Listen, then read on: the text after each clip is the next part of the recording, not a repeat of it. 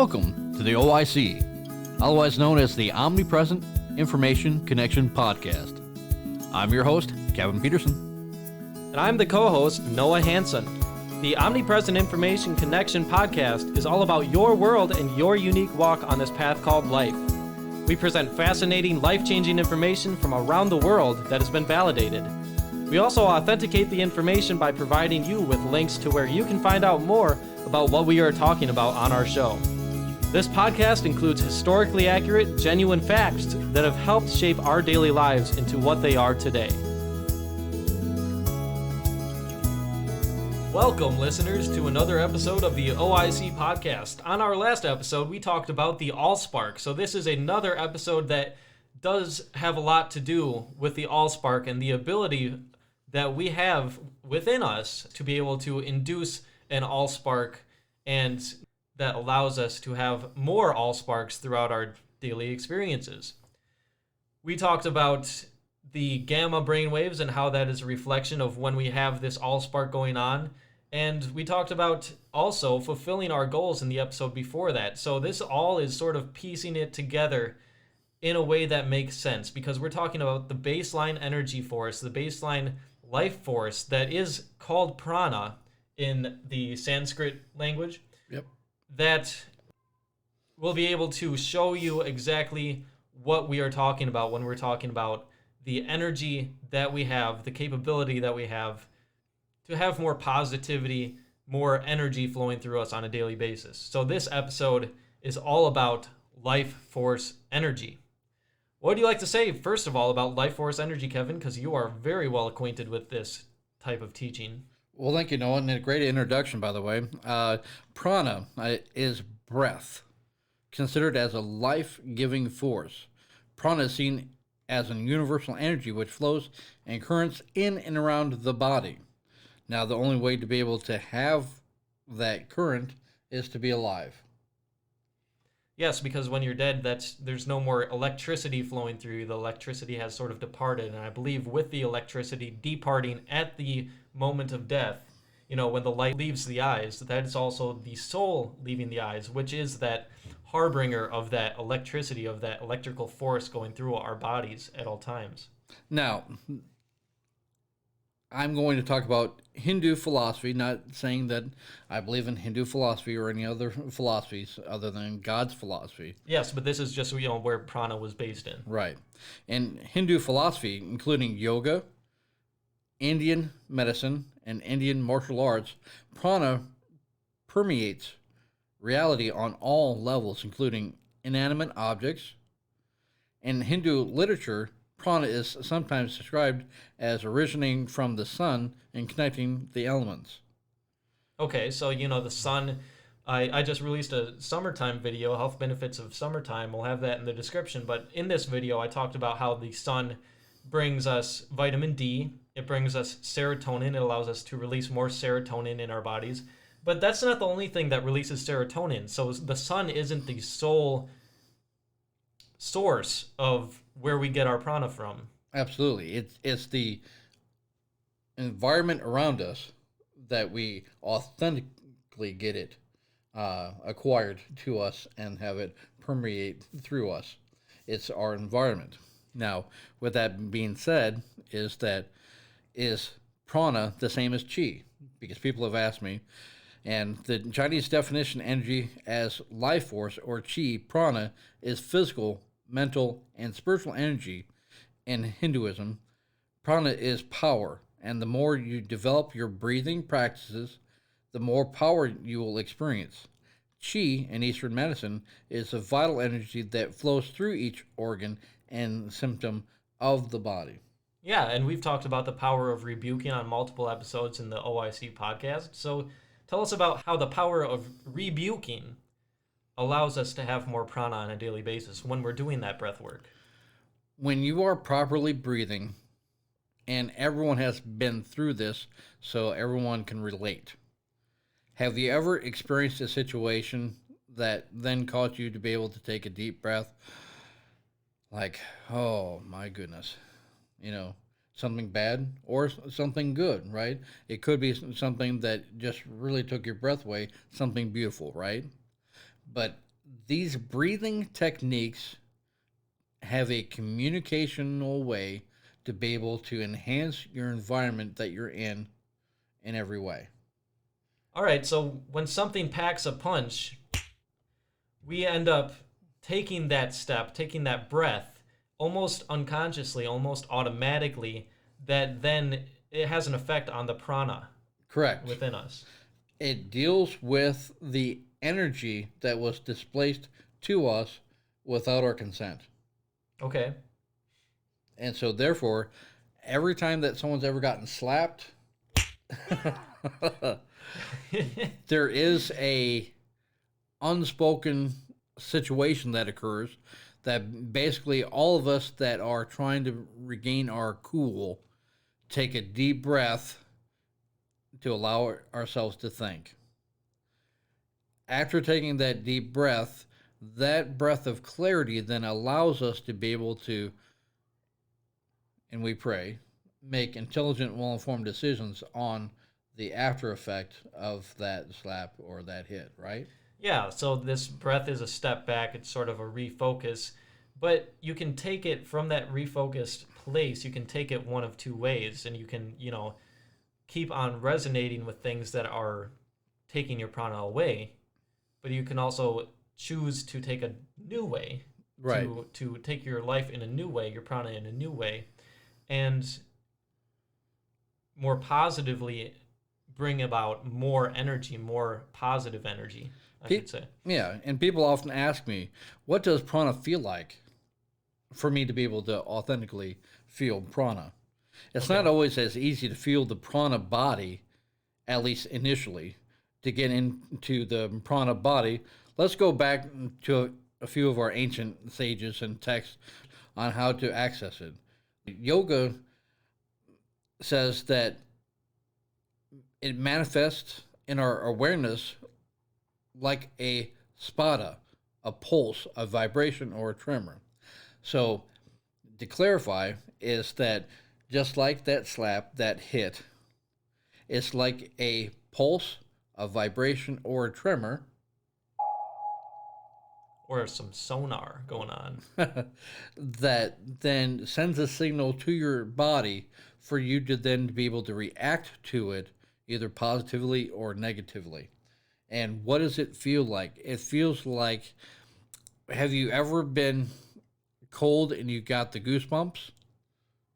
That's what prana feels like when it's being authentically activated within your body, is that you get this goosebump like effect that goes on that then permeates from your head to your toes.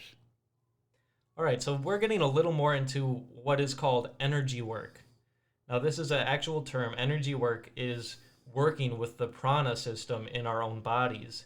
And if you get really good at energy work, this is something that I've experienced because, as you know, I've had experience with many different spiritual traditions in my lifetime, as have you, Kevin.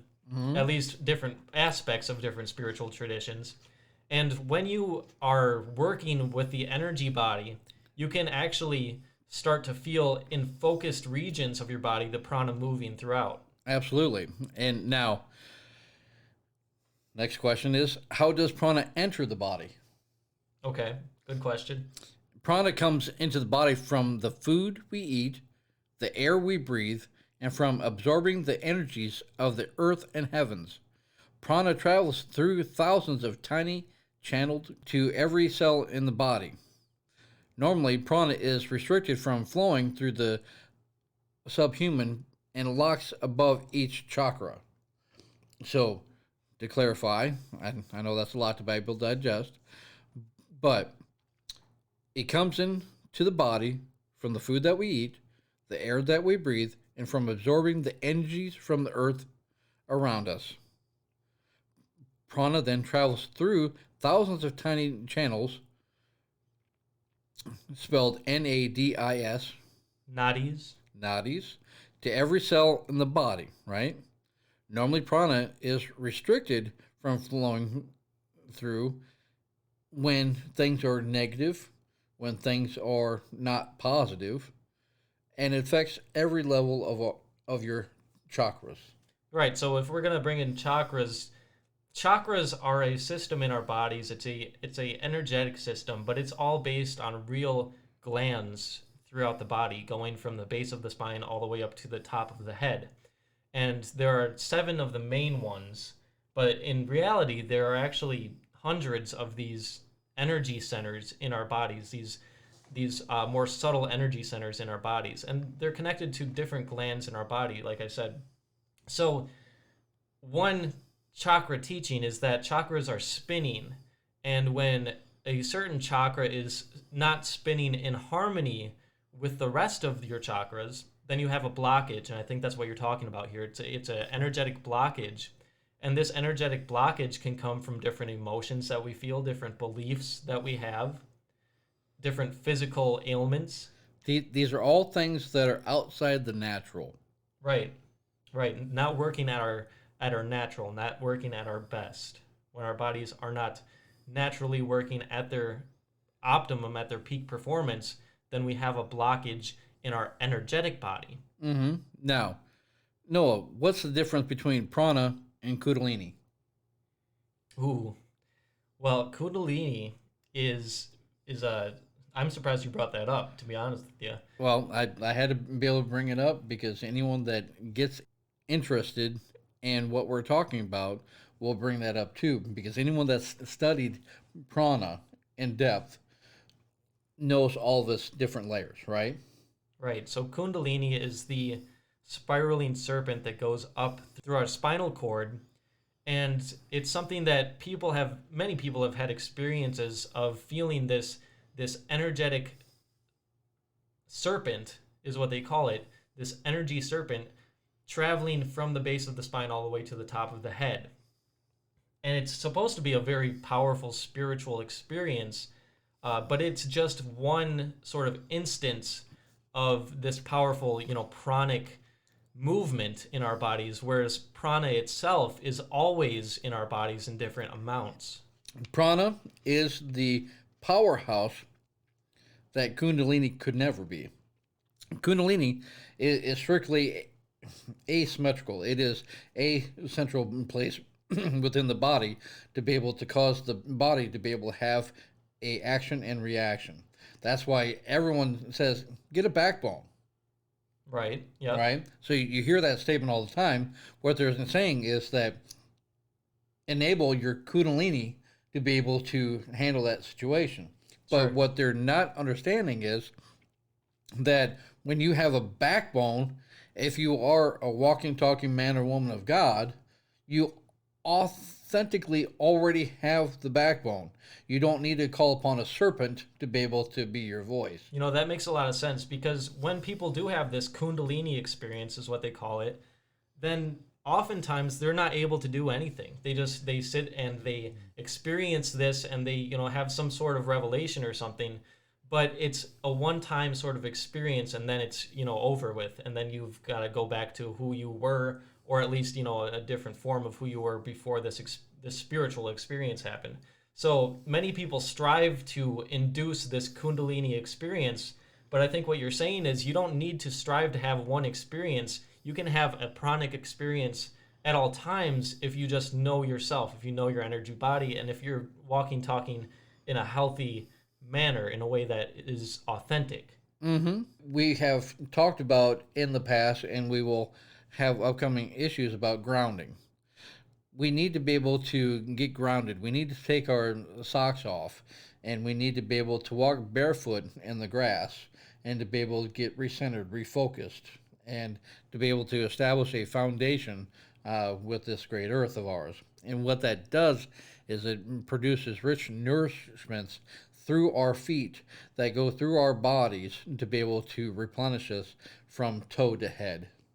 All right, so you're talking a lot about nature here, but I think that when we're connecting with the earth, that is more of something strictly designated for our earthly physical bodies.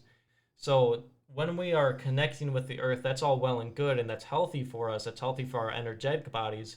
It helps us work at our most natural, our best, just because it's our body's most natural and our body's best. Mm-hmm.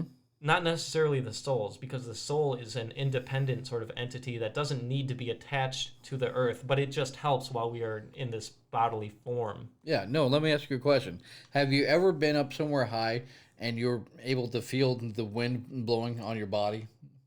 That wind force? Oh, yeah. Okay. Yep. I've been on a mountain before. Yep.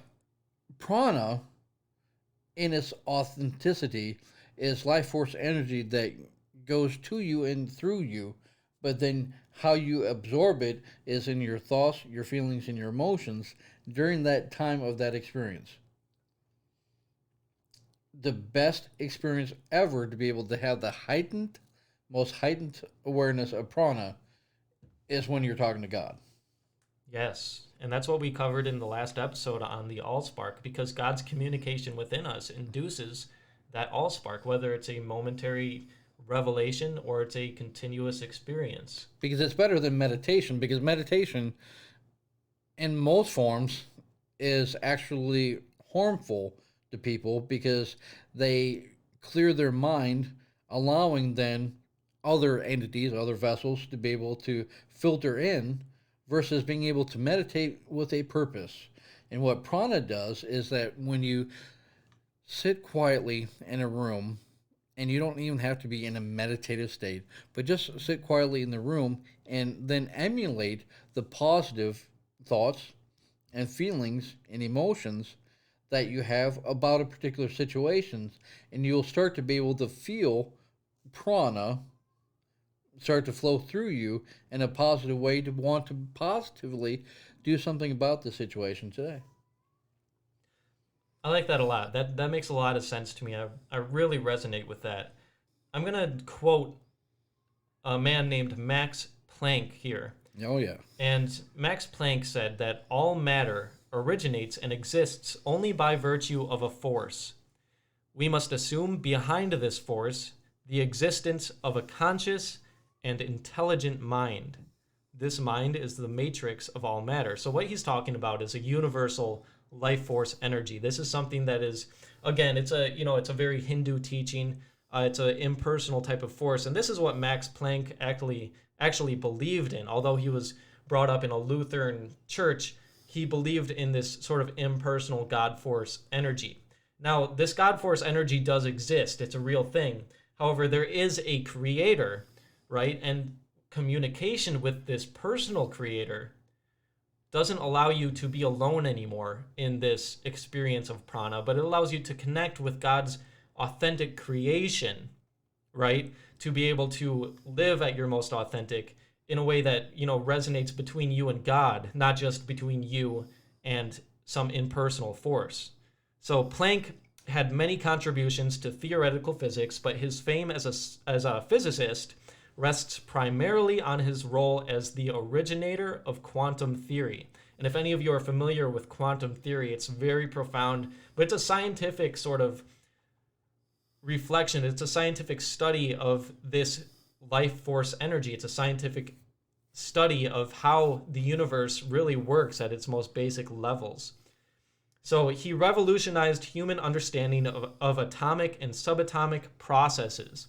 His discovery of what's called energy quanta won him a Nobel Prize in physics in 1918. Absolutely. So, the difference that we talk about on this OIC podcast is we include the personal aspect of our great, wonderful creator, who we can have a personal relationship with, who we can connect with, that we don't have to be just connecting with an energy inside of us. We can connect with the energy that is both inside of us and surrounding us, but also a creator, a powerful creator that can do anything at any moment for us, that can really step it up, right? Absolutely. And so, in wrapping this up, how has prana affected your life? You're asking me? Yep, I'm asking you, no. Well, I have another study to say after this, by the way. All right. But prana in my life is something, we've always been connected with it. When we're children, we have a lot more prana going through us at all times. That's why, children are a lot more energetic. They are just always full of energy, right? Especially when they're eating healthy foods, which, like you said, prana can be increased by the foods that we eat or decreased. So if you're feeding kids a lot of sugar, that can cause them to deal with more issues like depression, anxiety, and things like that later on down the line. So really watch what you're eating. But on top of that, my personal experience with prana, not only as a child, because we all have experiences with prana as children, my experience with prana also came into my life in a big way when I started to discover the spiritual side of life. Not just, quantum physics and the scientific reflection of the spirit energy, but also, these spiritual traditions that I always mention.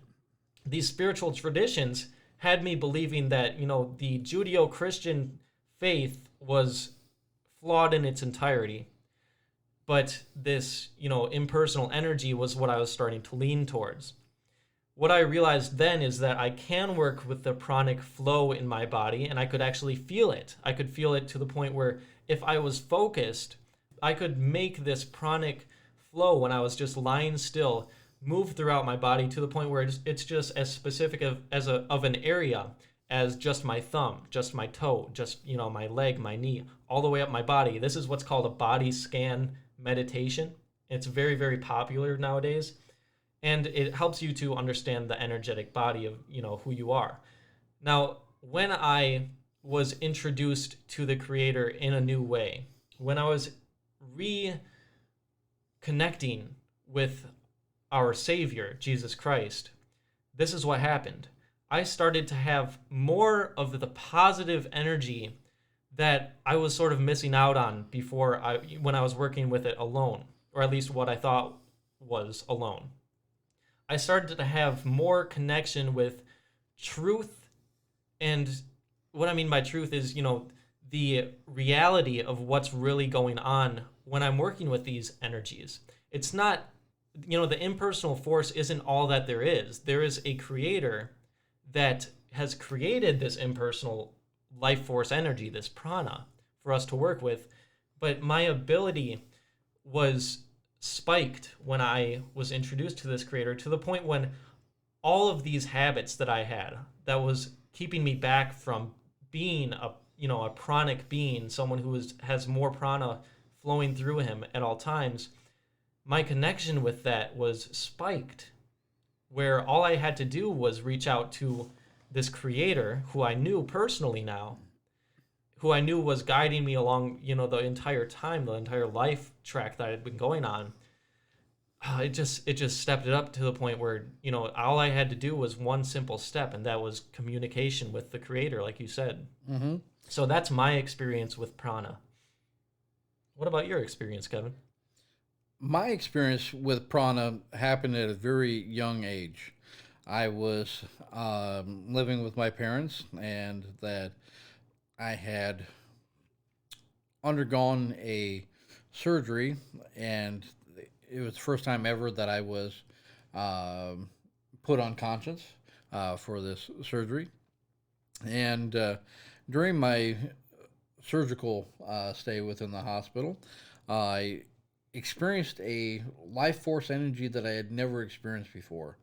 I was able to literally be able to have complete and total control over my life force energy, but I didn't know that it was my life force energy. I could be able to see different colors. I could be able to see different segments or segues of my being while in having the surgery. Now, many people have said, well, Pastor, it was the drugs that was causing this effect, and simply it wasn't. And the reason why I know that it wasn't is because God doesn't need to take drugs, and God doesn't show up when you take drugs. So the bottom line is that the prana kicked in to where I could be able to actually start to feel healing going on prior to even being completed in this surgery. And so once the surgery was completed, I felt whole. I felt complete. And I felt this thing that I'd never ever experienced before in my life. It wasn't until later on that I learned what prana was and the power of prana, that I was literally starting to be able to self heal myself through the prana energies that I was radiating through me and through my body, to be able to manifest a positive outcome. all I knew at that time as a child is that I wanted to be whole. I wanted to be complete. I wanted to be, intact. I wanted to be able to have the surgery, be done with the surgery, and to be able to lead a normal life.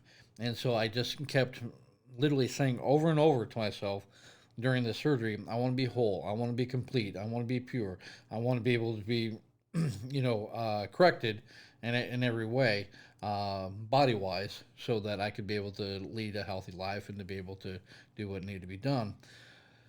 So it wasn't until I was in the military and I had some experiences in the military did I then recall that experience as a child and having a surgery to where I then was able to recognize and to know what it was. And from that day forward, it's just added to my uh, bibliography of some of my greatest times ever on earth. And you would think, well, surgery couldn't be, that positive, but it was. It was transformative because I got to be able to see for myself that I had the energy, I had the wherewithal, I had the ability to not only heal myself, but to be able to almost eradicate the scars that came afterwards from it to be able to be whole and complete as a person. So when I'm talking about prana, I'm talking about the God force energy. I'm talking about an energy that when you are first created in the womb, it starts in the womb and then comes after birth, right? But prana is a life force energy that allows you to be able to want to be who you are today. And the reason why I'm pausing is because that deserves a pause. Is because prior to other people getting involved into your life, prior to newspapers, magazines, TV, radio, all that kind of stuff, telling you how insufficient you are as a human being, and believe me, I've heard all these stories, right? Is that you can't Photoshop prana. Prana is the God force energy that allows you to be able to wake up every day thankful that you're alive, to be able to then reconstruct, to be able to rechange, to be able to remold, to be able to recreate, to be able to reestablish your relationship with Jesus Christ. That makes sense. But here's the thing, there are many benevolent people out there that have massive amounts of energy. They're energetic people. Mm-hmm. So can prana be both good and benevolent? No, and here's why. The life force energy and benevolent things are driven by other entities other than prana. Prana is the gift from God to you to be able to sustain life. Okay, so when we are, for example, I'm just going to bring this up, lusting. Lust is more of a chemical Imbalance. well, yeah, it's an imbalance, but it's a unnatural chemical experience that gives our bodies, our physical bodies, energy, and that's why it's such a worldly type of mindset. And this outcome, lust right? and outcome, right? Because it doesn't deal with this spiritual energy; it deals more with the chemicals in your body. So you're connecting with your body, but you're not connecting with your soul when you are going through these experiences. Right. Whether it's lust or whether it's greed, whether it's any of these Right, because other factors, all these factors that do not start and end with God becomes a fake phony facade. Because here's why, is that we all have been attracted to certain people. Some of us have taken advantage of that attraction and have had intimacy with these people. But then after you've had intimacy with that person, you then don't really value them the way that you once did because the lust factor is gone because you now already have acquired them. But now what you have done is you've shared your incompetence with them together, and together you feel then like you're whole or that you've completed something. But all you've ever shared is your inability to be whole and complete in front of someone else. right, because when you are connecting with God, it transforms you to be able to be more whole and complete, at least more often on a daily basis, until you're at a point when you're 100%, in communication with God at all times. Yes, because God is love. not lust. Right. So when you're connected with authentic love, which we have an episode on, by the way, when you're connected with authentic love, that is a natural pranic state that is more healthy for us. Whereas when we are connected with the energy of these other things, I'm just going to call it sin. When we're connected with these other things, it's a short-lived experience that doesn't allow us to be more whole and complete as a person, but allows us to have more of an excited experience, I guess, that is short-lived. But if you really want to become whole and complete as a person, the way to connect with this energy that makes you and transforms you into someone who's the walking, talking truth is to connect with God and not to connect with these short-lived things called sin. And it's so easy to be able to get sidetracked. It's so easy to be able to get derailed. It's so easy to be able to have these obstacles in your life because the evil one has designed it to be that easy. Right, it's a seduction. It's a seduction, right? And so in order to be able to live your best life ever is that you have to be able to tap in and know what your life force energy is in order to be able to enable it in every way, every day, in a positive way between you and God. And that's why when we connect with positive, coherent states that are naturally, truthful, that are naturally authentic, that gives us more whole and complete energy throughout our daily experiences.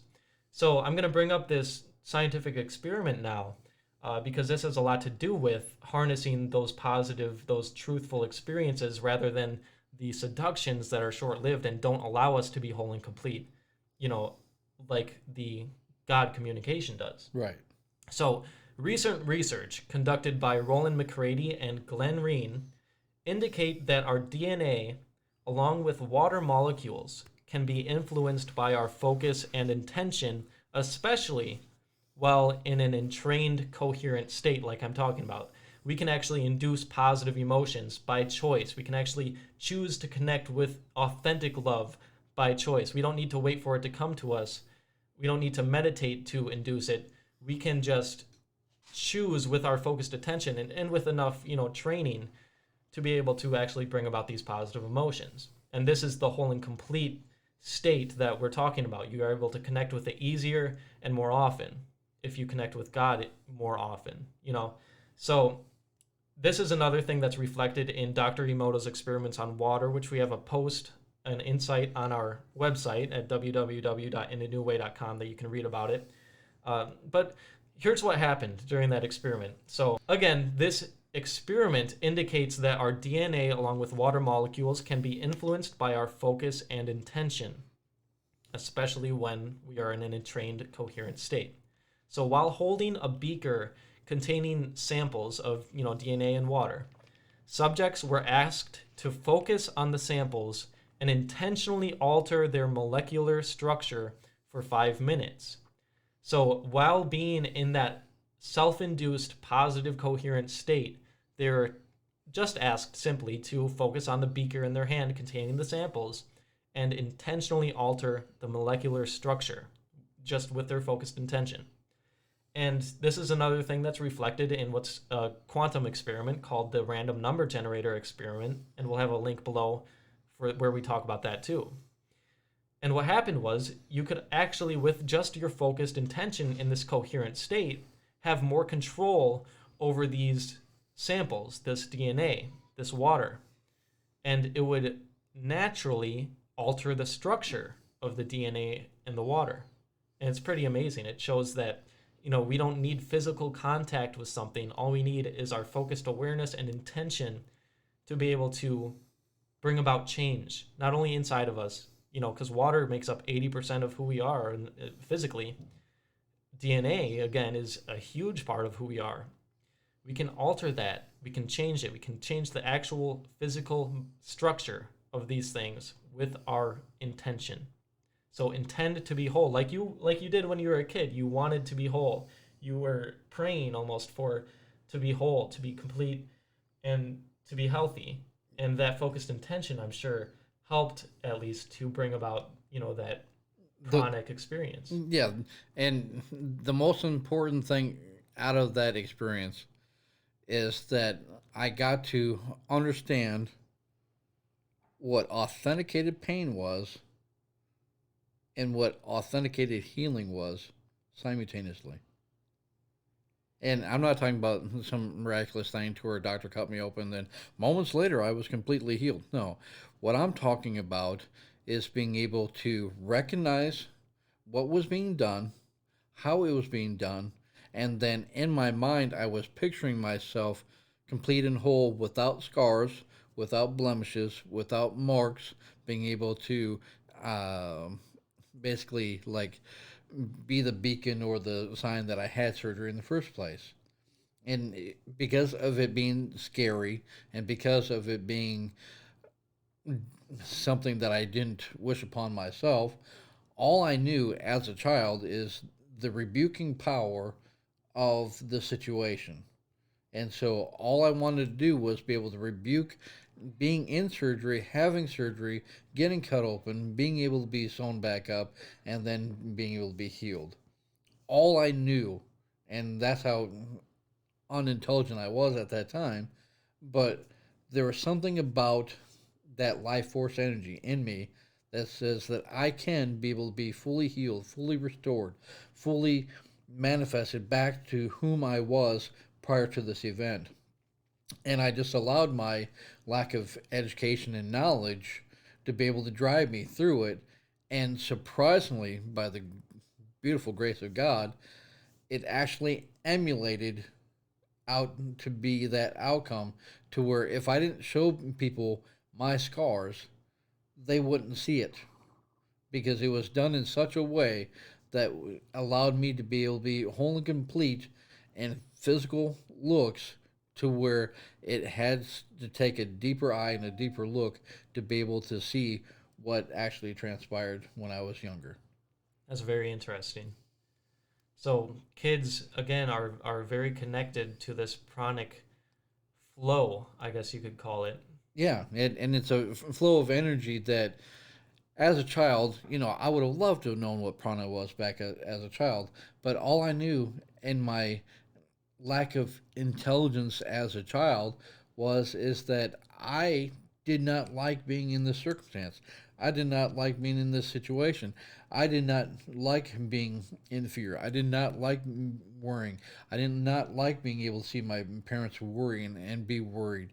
All I knew, and I just kept repeating over and over and over to myself, I'm completely whole. I'm completely restored. I'm completely whole and restored, and I just kept over and over again just saying that because I did not want my image of how my parents had created me to be altered in a way to where it was no longer pleasing. And so it was because of and it was absolutely stupidity. It's the only thing I knew. I did it because I didn't want to be rebuked by my parents, or I didn't want to be rebuked by my friends and that sort of thing. And because I had continuously manifested those thoughts, feelings, and actions, it became the prana force to my full and complete recovery. And since then, I've had other surgeries. And since then, every time I've had other surgeries, I've had zero blemishes to who I am as a person. And I just mark it all up. And it's not a miracle by God, it's a force life energy that is restorative from head to toe. Right, because the miracle is who you naturally are. The miracle is who you are created to be, right? So when we are naturally whole and complete as people, we naturally have more connection to these types of, I guess you could say, abilities, but really all it is authenticity. It's who you are. It's who you're created to be. Yeah, it was a choice. So in today's world, we are force conditioned and trained to naturally decrease our pranic flow, our pranic states. We are naturally decreasing on a daily basis the amount of prana that we have going through our bodies, and it's very upsetting. It's very sad, but many people just don't know about this type of information, which is why we feel like it's so important to make an episode on this. Now, we dove very deep in this episode, and I know we are going a little bit past our time here, but it's such an important topic. And understand, we're dealing with very subtle energies that are just now starting to be able to be read by the technology that we have. And, quantum physics is just now starting to breach the surface of public knowledge, of secular knowledge. So this is all a very new study, but it's also very, very ancient. Ancient Eastern traditions have been talking about this for thousands of years. And it's something that when we study a man as powerful as Jesus Christ, God in flesh, with complete self-mastery, he is the master, he can be nothing but the master. You see just how powerful the natural ability we have been created, to harbor can be. He says that, if with the faith of a mustard seed, you can move mountains, right? And Yes, and that's absolutely right. The only thing that disempowers you is what you worship. so that belief, or I guess you could say that lack of belief, that disempowering belief that you had as a kid, was almost a placebo that helped or aided you in working with more pranic force. And you're not the only case of a child that's been able to do something as miraculous as that. Right. But understand is that no matter how ignorant I was, I knew that there was something outside of me that could save me, that could be able to help me, to be able to guide me, to inspire me. I didn't know what it was. I didn't know what its name was. I didn't even know any of that. But it's when I chose to refuse to accept anything less than my own personal best is when it just naturally, authentically, without a single fight, just restored me and it allowed me to be who I am today. Yeah, so I'll bring up First John.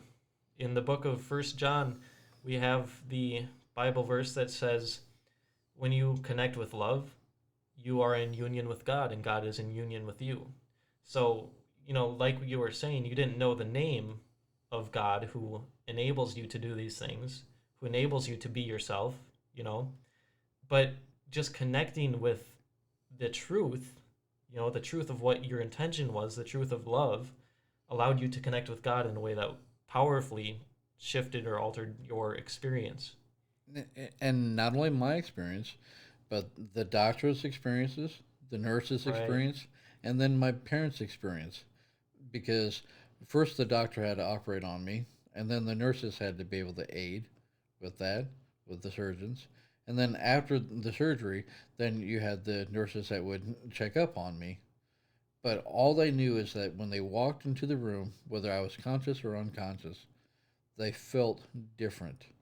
They felt inspired. They felt beautiful as far as who they were as people. No matter how good or bad their day was, all they had to do was walk into my environment, whether I was conscious or unconscious, and feel a complete shift or a change in who they are as people. And that gift is prana, which is the life force energy that God gives you, and true, complete love of not only your entity, but every entity that God has created within your environment. And that truly, my friends, is a gift worth giving to everyone that you come in contact with today. Awesome. So, while we're here in these human bodies, decrease your connection with the physical, increase your connection with the spiritual, which is God.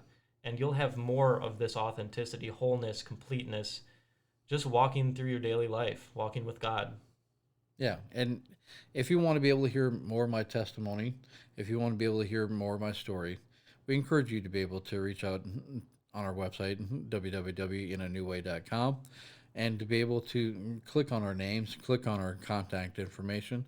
I am encouraging you to be able to give me a call, to be able to give me an email, give me a text, whatever way that emotionally, physically, and spiritually moves you, I want you to be able to connect with us. I want you to be able to understand that we are actually walking, talking, embodied men of God that have authenticated prana within us to be able to share with you.